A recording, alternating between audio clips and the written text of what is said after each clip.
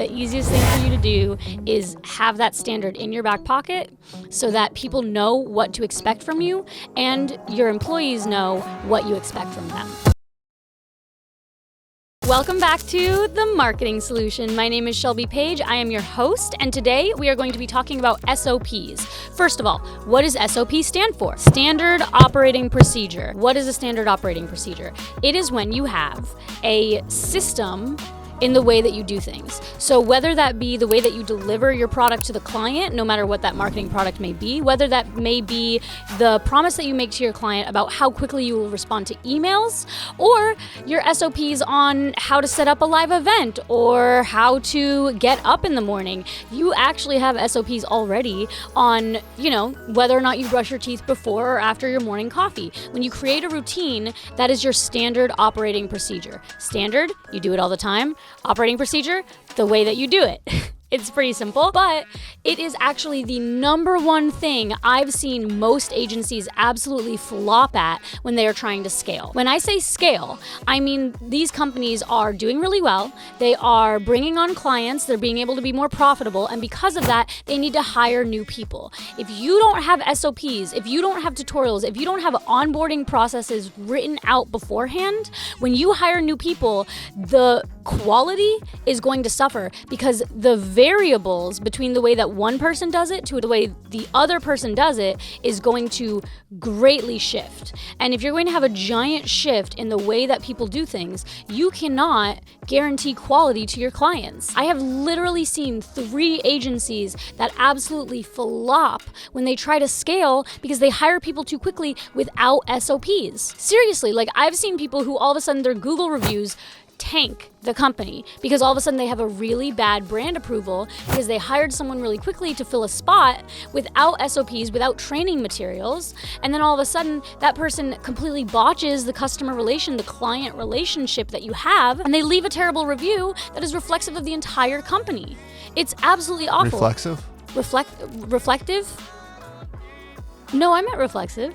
No, I meant reflective.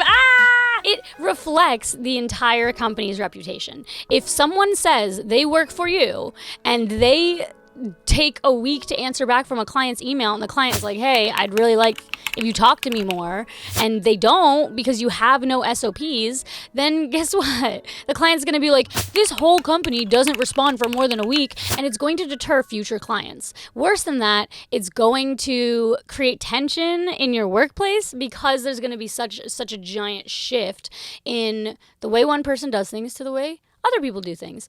So, how do we write SOPs? Very simple. There are tools that you can use, CRMs, customer relationship management tools, that help you build out SOPs in the form of to-do lists. So, Monday, Asana, Trello, these are customer relationship management task tools that help you build out the way to set people up for success. I've used mostly Asana. Asana is a great tool. You can create your tasks along with subtasks, and you can actually assign them with due dates and give them to people so that you can easily replicate, easily iterate onboarding a new client. That's awesome. But more than that, especially in the media buying world, you need to understand the relationship between specific statistics, the relationship between data, and people need to be optimizing in the same way across the board. Of course, different clients have different KPIs and you should custom tailor that experience, but overall, if you're going to have SOPs, you should also have SOPs to standardized delivery.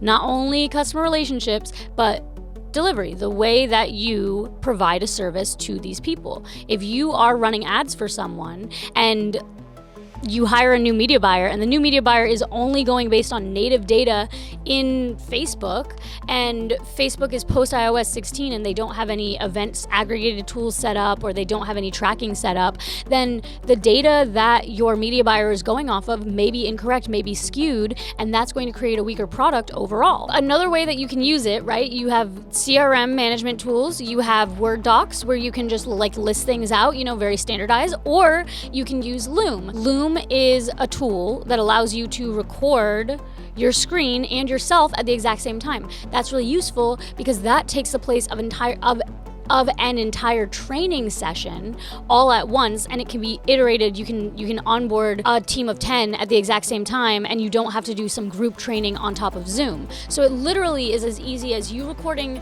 your tutorial, your training once, and then sending the link to anybody that you hire so that they can have a personalized onboarding experience with you, so you can have a standardized SOP and you don't actually have to be there in person.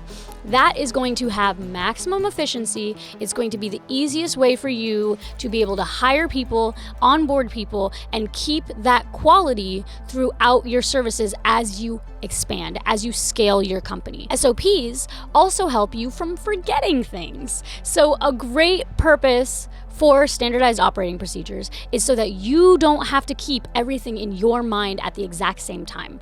If you didn't know, your mind can only hold 5 to 9 things in its short-term memory at any given time. The sweet spot there is 7. You can only hold 7 things in your short-term memory at any given time, plus or minus 2 tasks, depending on whether or not you have ADHD. So if you can only hold 7 things in your memory, right?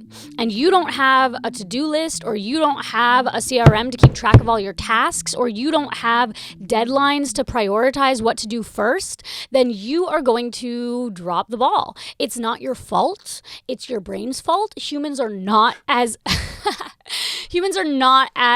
good at like retaining information as computers. And because we have them, and because we have all this software, it is useful for you to keep this information in mind and standardize your own workflow. The point in standardizing your workflow is so that you have maximum efficiency and you can retain a certain quality throughout your day, throughout your like time management. If you are managing your time correctly, you should be very efficient. You should get into states of deep work where you can get things done without distractions, and you should stay on task.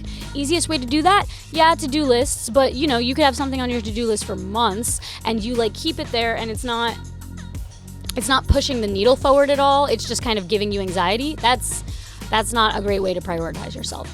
If you use something like Asana, on the other hand, and you give yourself a deadline, you prioritize, you put everything in order, and you also label it based on the client that you're working for, you can have that maximum efficiency, you can have a strong workflow, and your SOPs will allow you to deliver quality every single time. So, if you are wondering how to keep track of your time, how to iterate solid results over and over and over again, write out SOPs in whatever format works best for you, and make sure to actually train these people on how to have that maximum efficiency, especially if you're like working from home, you get off track really easily, you can't have the TV running in the background, you can't be on your phone all the time. The easiest thing for you to do is have that standard in your back pocket so that people know what to expect from you and your employees know what you expect from them.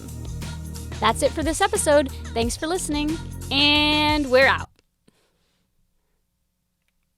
No clap? I didn't do a clap this time. Is that weird?